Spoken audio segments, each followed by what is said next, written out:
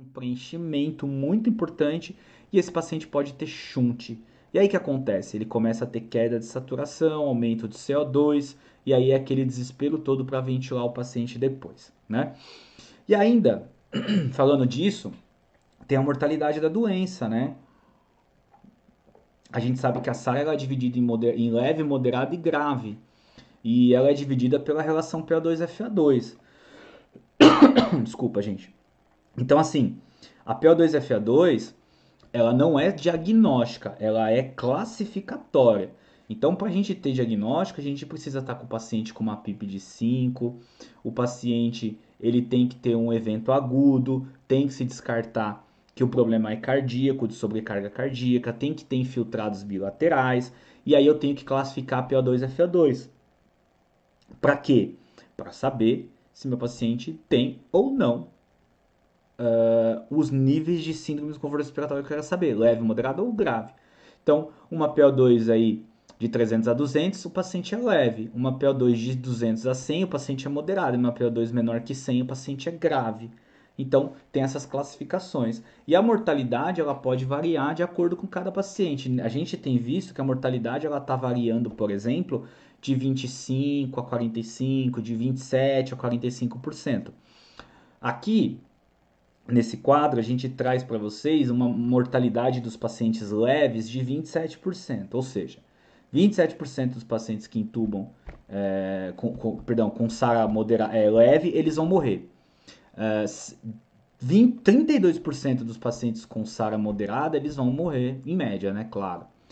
E 45% dos pacientes com SARA grave vão morrer.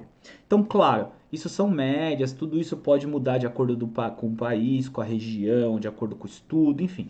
Mas é só para a gente fazer um gancho.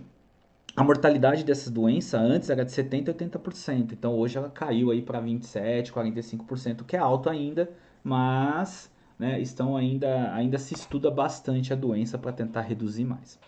A sepse, claro, é um dos grandes fatores para síndrome de desconforto respiratório.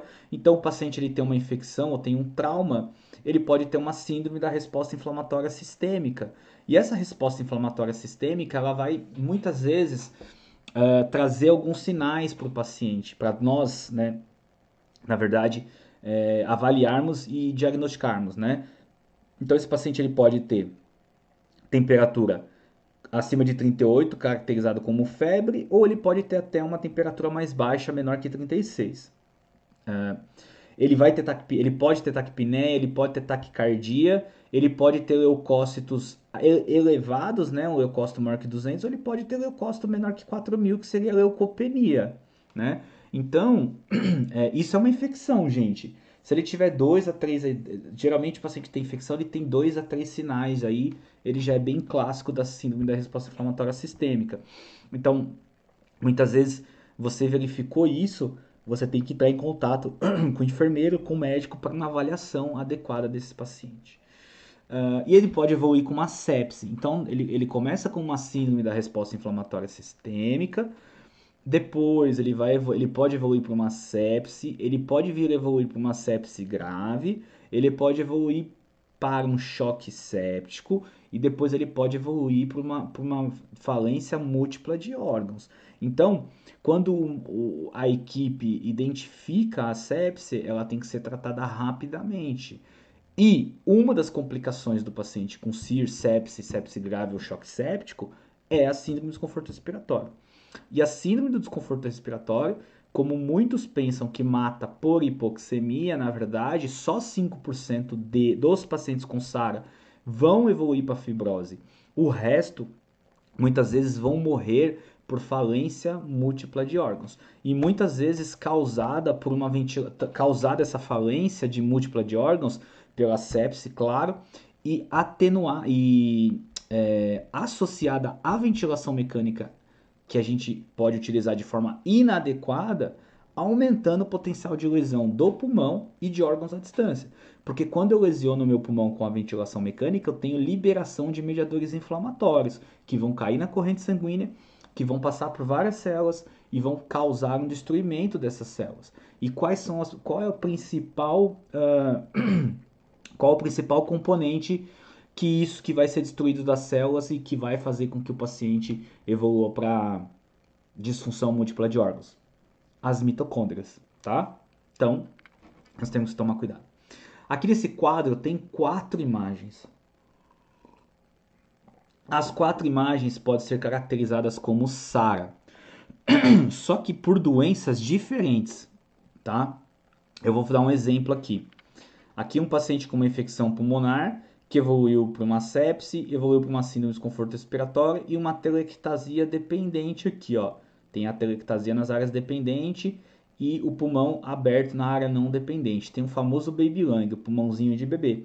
Esse paciente aqui talvez responda bem no recrutamento, talvez ele venha responder legal no recrutamento alveolar. Aqui embaixo a gente já tem uma infecção por pneumocistose, pneumociste girovese. Um paciente HIV que evoluiu para AIDS, né? Que estava com seu sistema imunológico incompetente, teve uma infecção por pneumociste girovese, que é muito comum ele ficar na via aérea superior desses pacientes, e é uma infecção oportunista. É SARA? É SARA. Talvez não responda tanto a PIP, mas é SARA. Aqui em cima eu tenho uma tomo de Covid à direita, clássica de Covid aqui, ó.